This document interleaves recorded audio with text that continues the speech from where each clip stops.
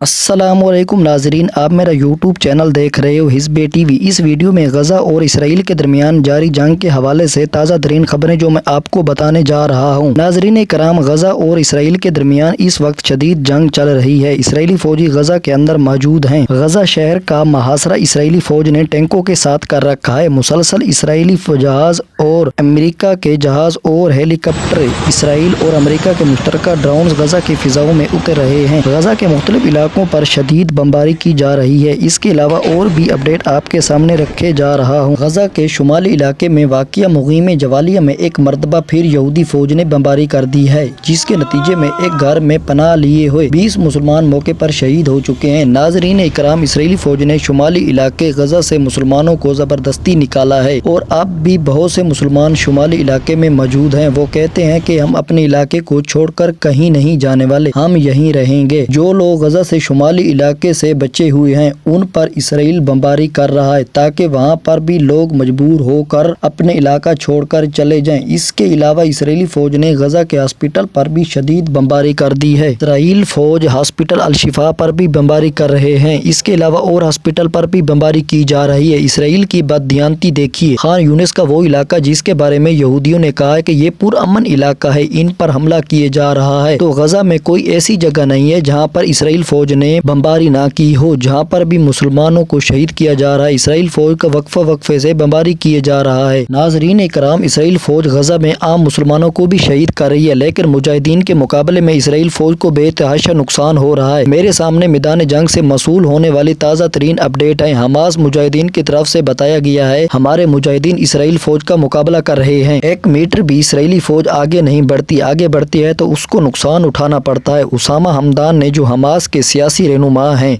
लबनान में, वो लबनान में हमास का दफ्तर है, इसके सीनियर रहनुमा है, उन्होंने कहा है कि इसराइली फौज गज़ा में बेतहाशा नुकसान बर्दाश्त कर रही है। उसामा हमदान ने कहा है कि इस वक्त कोई ऐसी जगह नहीं जहां पर इसराइली फौज की बमबारी ना हुई हो। उन्होंने कहा है कि अगर इसराइल की जंगे जराइम इसको सजा दी जाती तो आज वो अस्पताल पर हमले ना करता। उन्होंने कहा है कि अक़वाम मुत्तहिदा के मातात पनाह गज़ीन कैंप पर भी उन पर इसराइल बमबारी कर रहा है। इसराइल जो फ़लस्तीन पर हमले कर रहा है इसकी सजा भुगतना पड़ेगी। इसराइल बच्चों पर भी हमले कर रहा है और अस्पताल पर भी हमले कर रहा है। उनके लिए पीने का पानी भी बंद कर दिया। जुल्म की इतनी इंतहा कर दिया है तो उन पर वक्फे से बमबारी भी कर रहा है। इसराइल इतना ताकतवर नहीं है, इसको सब कुछ अमेरिका दे रहा है। टैंक, जहाज, मिसाइल और सब कुछ अमेरिका के दिए हुए हैं और फौज भी अमेरिका की है। जो लोग यहूदी फोर्स हैं वो कोई अपने रिश्तेदार नहीं है, वो तो आम लोग हैं। और मेरे सामने ऐसी इतलात है, इसराइली फौज में 70% वो लोग जिनका कोई वली वारिस नहीं है, यानी जिनका ना कोई माँ और ना ही बाप है और ना ही कोई रिश्तेदार है। और ये भी बताया गया है कि ये जिना से पैदा होने वाले वो लोग थे, ये बच्चे थे, इनको को यहूदी जमा करते हैं और उनकी तरबियत करते हैं, यानी इनको तैयार करते हैं और इनको फौज में भर्ती करते हैं। जो बच्चे जिना से पैदा होते हैं, जिनका आगे पीछे कोई नहीं होता, तो वो इसराइल फौज में भर्ती हैं। फिर एक और बात समझने वाली है, यहूदी फौज में 70% से 80% यहूदी फौज है, वो इसराइल के रहने वाले नहीं हैं, वो मुख्तलिफ मुल्कों के रहने वाले हैं। और फिर इसके अलावा उनको लालच दिया जाता है और बहुत कुछ दिया जाता है, जिसकी वजह से यहूदी फौज लड़ने के लिए जाती है। अब गज़ा के मैदान की सूरत हाल ये है कि यहूदियों ने कहा है कि हम लड़ना नहीं चाहते, हमें ज़बरदस्ती लड़ाया जाता है। तो मुजाहिदीन कहते हैं कि इसराइल को जो मर्जी कर ले,